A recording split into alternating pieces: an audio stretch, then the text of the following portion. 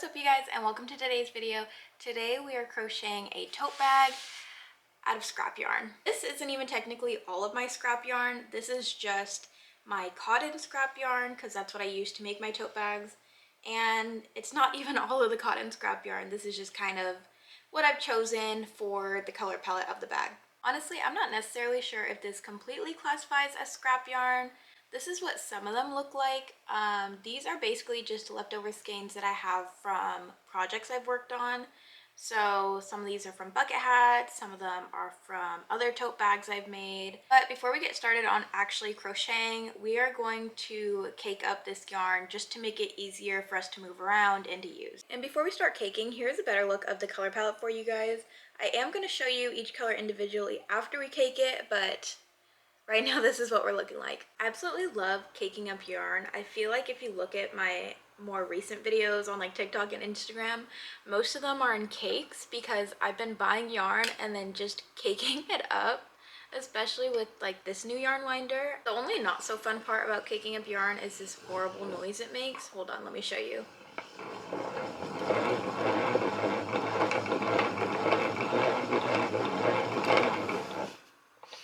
It sounds like something and I can't figure out what it sounds like. So if you guys know, let me know because it's been driving me crazy.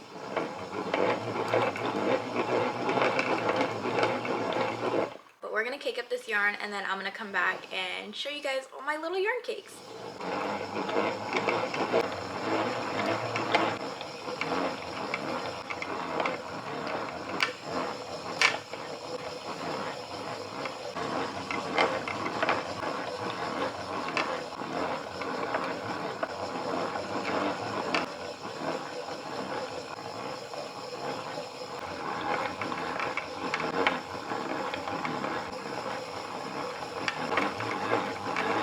Morning you guys, it is a brand new day. Yesterday it was just super cloudy and getting really dark really early, so I thought it'd be better to save all the crocheting for today. But we did finish winding up our yarn and I really want to show you how many cakes we have and what colors we have, so let's do that. So here are our first two piles of yarn that we have. These, like I said, are just going to be random skeins that I picked up that I thought would be cute. They don't necessarily match, but I feel like they're all kind of either neutrals or bright pretty colors. Here's our second pile of colors. This one obviously is more neutral and this one is very bright. And here's the last pile of the project. This pink, I'm not sure if I want to use. It is the only multicolor that I have in this pile of yarn. And I don't know if I just want to go with all solid colors. But we are going to get started on the crochet bag. I am super excited for this project because I've never made anything out of scrap yarn before. I've kind of just had all of this yarn piling up and I've been thinking about doing something with it, giving it away, throwing it away. I just didn't know. So when I thought of the bag idea, I was just like, this is gonna be the perfect thing. But let's get started on this and hopefully at the end of the day we like what we come up with. So we are going to be modeling this bag after my xine tote bag. Not the same exact size though, we are going to shrink it down a bit. But this is what that looks like if you haven't seen it before. Unlike my xine tote bag, I do want this to have more of a mixture of colors. The one you guys just saw is yellow on yellow. I have other ones that are pink on pink, blue on blue. I really wanted those to be very similar in colors. But for this, because we're using scrap yarn, I really want it to really stand out. And so I kind of want to mix colors together that would probably not do. So to start off, I do want to go with a darker color since we are starting on the bottom of the bag and I don't want it to get easily dirty. I am gravitating towards this blue. This one is so pretty. It's literally my favorite color. I am trying to pick a secondary color that doesn't necessarily fit or match this blue, just because I feel like I always gravitate towards more the norm when it comes to colors, and I really want this scrap bag to be very different and be a little bit out of my comfort zone. So I think we're gonna go with a light color for funsies and we're gonna do this pink. So these are gonna be our two starting off colors. Hopefully I like this. And for this project we are doubling up our yarn and we are gonna be using a 5.5mm hook. We are going to be making chains, and one of the biggest tips I can give to new crochet artists is to always size up your hook when you're creating chains. Chains I feel like are just so much smaller than actual stitches. So for example, for this project, I talked about using a 5.5mm hook. So for my chain, I'm going to size up 0.5 millimeter to a 6mm hook. And I always suggest trying to make your chains on the looser side, just so it's easier for you to work into later. So I just finished the chain with our 6mm hook, and this is what the chain is looking like. I love doubling up my yarn because it's kind of random how the colors turn out. Some of them are more blue, some of them are more pink, but we're going to work on the first round using our 5.5mm hook now. So I'm not sure if I've said this already, but I am making a smaller version of the xine tote bag. I don't want to make a large version, one, because I do want a small one, and two, because the yarn I have, while I have enough to make a full-size bag, I don't want to use all of the yarn, just because, for example, this orange, right? I could use all of this orange, but then I feel like the bag would have so much orange. I kind of want the color changes to be very small. So I'm only going to do a few rows of this, and then I'm going to change to a new color and so on.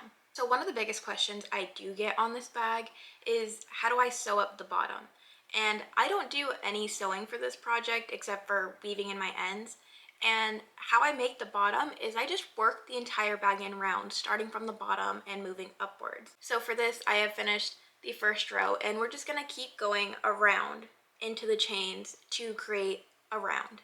And what's nice about this is that the ends that I have from my slip knot, I'm just crocheting over them as I go in the round to hide them in the project. So here is what round one is looking like, and these are what our little tail ends look like now. All we have to do is cut those later, but we're just going to keep going in the round. I am going to switch colors probably every 2 or 3 rounds. I don't want it to be really stripy throughout the whole project, so we're going to be switching in the middle of rounds and things like that, kind of just to jazz it up. So I made it through about halfway of round 4. And what we're going to do now is switch colors. As you can see, we've been doing increased rows, and that's why the project is very flat right now. Once we stop doing increased rows and do regular rows, it's going to start turning in on itself and look like this. But time to pick our new colors. I like this. This is really fun just to kind of trade out yarn. Okay, so I feel like I don't want to do dark colors just because we just did dark colors. I feel like I want to do orange and ooh, okay, let's do orange. Teal? No, because I just did blue. I'm trying to stay away from blue now. These two? I feel like that's ugly. Let's do yellow and this lighter brown. I don't know how that's going to come out, but we're going to do it. That's the beauty of the scrap bag. Kind of ugly, kind of cute. I will say, since we are stopping on this side to do our color change, on the other side is where we're going to stop to do our next color change. Just because if I kept doing color changes on this side, the other side is going to look really stripy, and we don't want that. So to do the color change, we're just going to cut our yarn. I like to cut it a little larger than normal just to make this next part easier, but we're going to cut it and we're going to do a magic knot. Here is what a magic knot looks like. Essentially, it's just the perfect knot to make sure that no matter how you pull it, either through the ends or through the actual attached yarn, it's not going anywhere. I love it. It's a little bit hard to learn at first, but once you get the hang of it, it's amazing. And then with the ends, we just kind of cut them off. I like to cut them off with just a little bit of length to them, and then I kind of just crochet over them while I'm working the project. Then we're just going to be doing the same thing for the color transition from the pink to the brown. Just going to cut these ends off. And with the yellow and brown now, we're done with the increases, and we're basically just working up regular rows from now on. Here's how the bag is looking like so far. As you can see, it started to fold over itself since we have done those regular rows of the half doubles. Now to separate out the base of the bag from the actual body of the bag, we're going to create a line around here to kind of show that. But just to kind of make that line show more, we're going to do another color change, especially because I'm not sure how I feel about these colors. You guys tell me. I'm not going to take it down because I am trying to push myself out of my comfort zone and do something a little bit more wacky with these colors. But I don't know. I can't tell. Like, I feel like all together it might look cute, maybe, but I also feel like just looking at the yellow and brown, it's giving giraffe. But we're gonna pick our new colors for the color change now. I feel like I want to go with this one, this light blue. I love this color.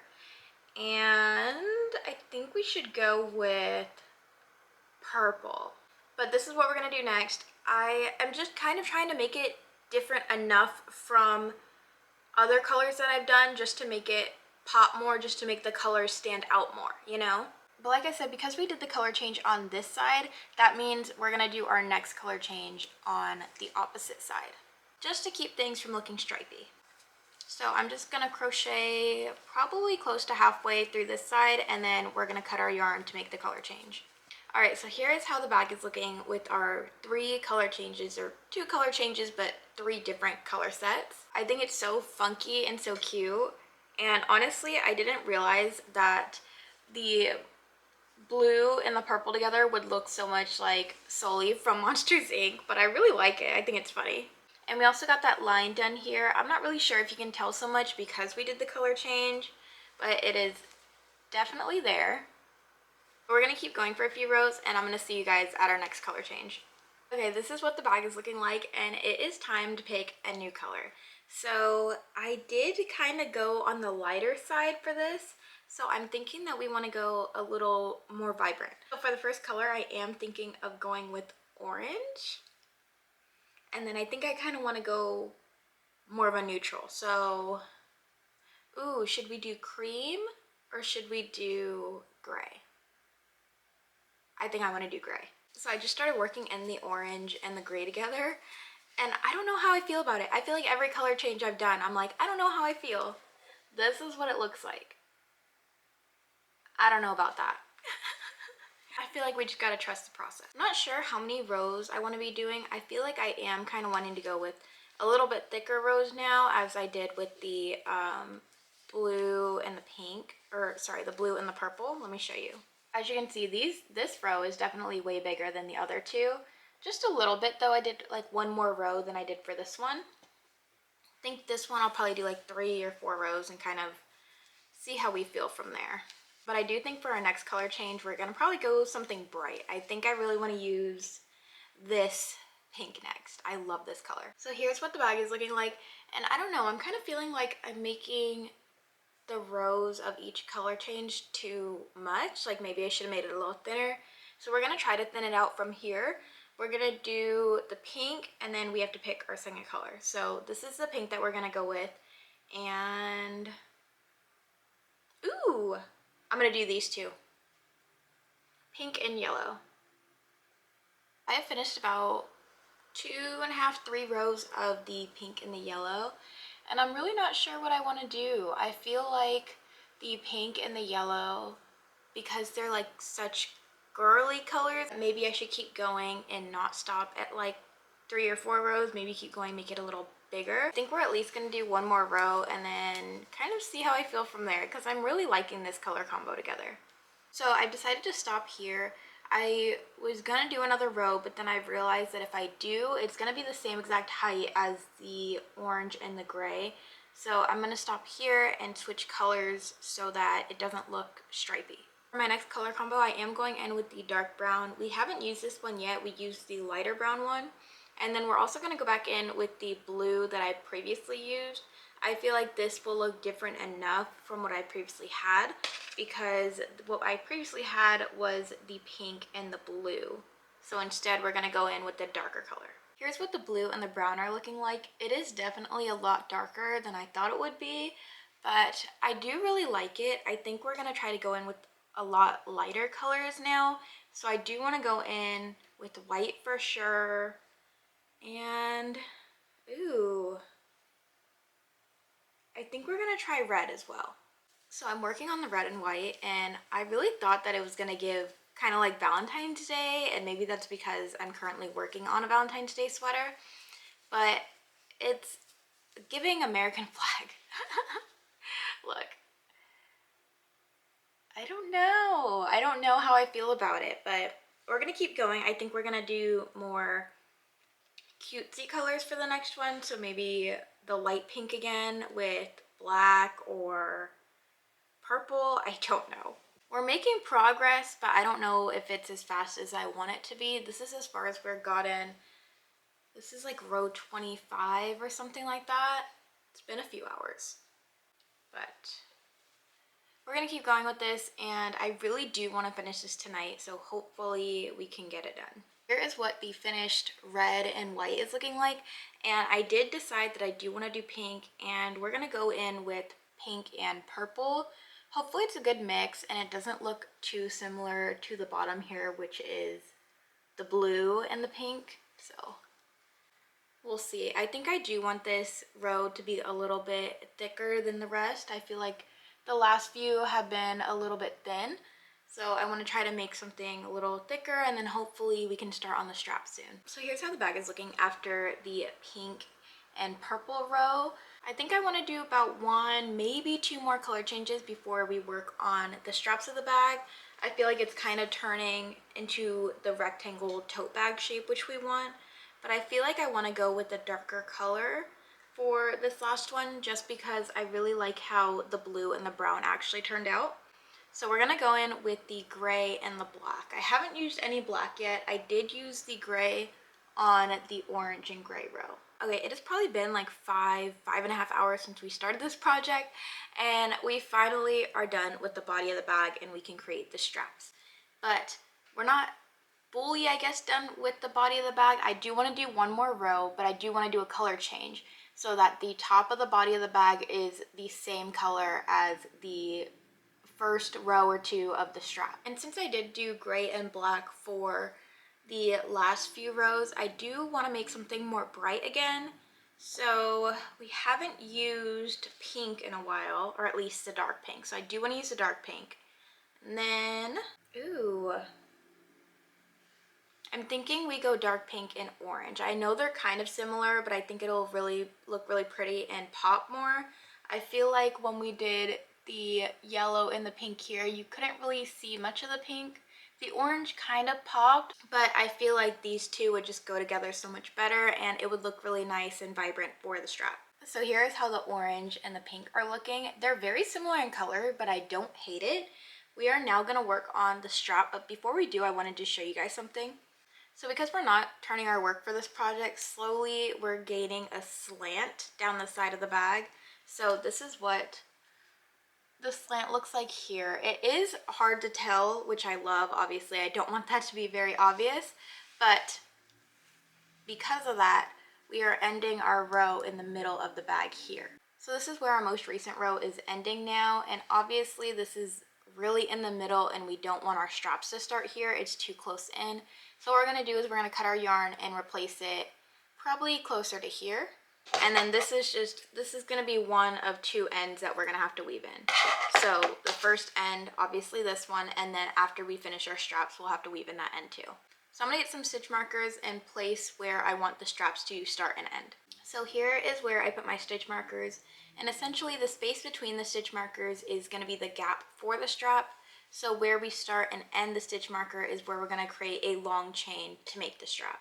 So to make the straps, we're just going to start by creating a slip knot and inserting it into our leftmost stitch marker on one of the sides.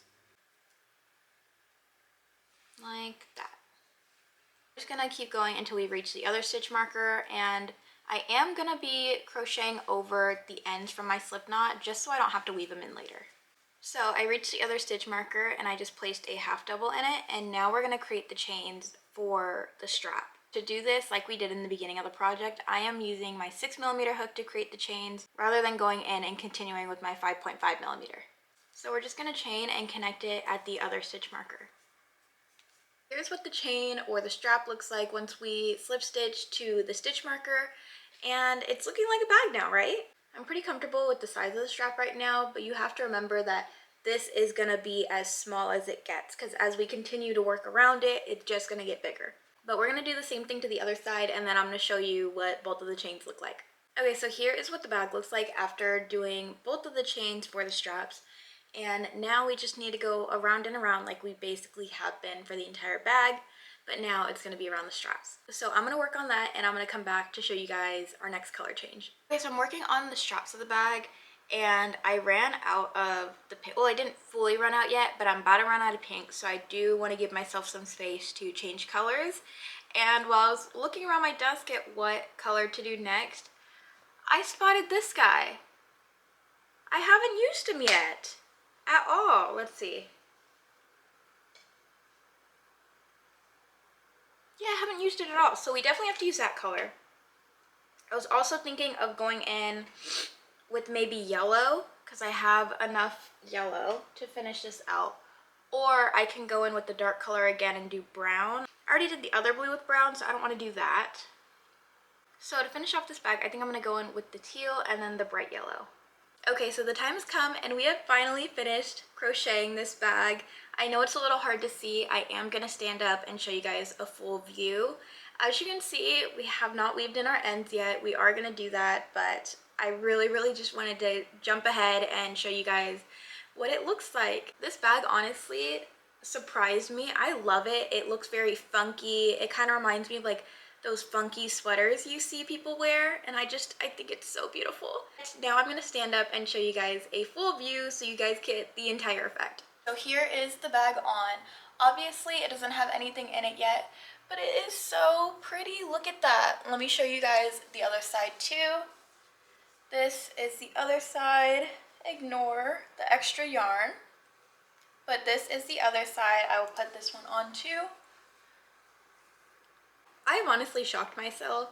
As we talked about in the beginning of the video, I was trying to step out of my comfort zone and make something kind of funky, kind of new, kind of something that I don't usually do, like mixing all these colors together or even putting colors together in the each color change that doesn't necessarily match. And I really surprised myself. I love this so much and it's so pretty. And I love that I made it a small tote bag, because I swear this is now just going to be like my yarn shopping bag.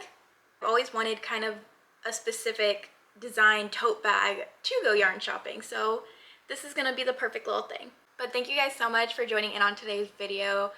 I had a lot of fun with the creativity and the weirdness of this bag. But in our next video, we are going to get back to working on the Valentine's Day sweater. This and the custom order that I made were a nice little break, but I'm super excited to finish that one as well. So thank you guys so much for joining in, and I hope to see you in the next one.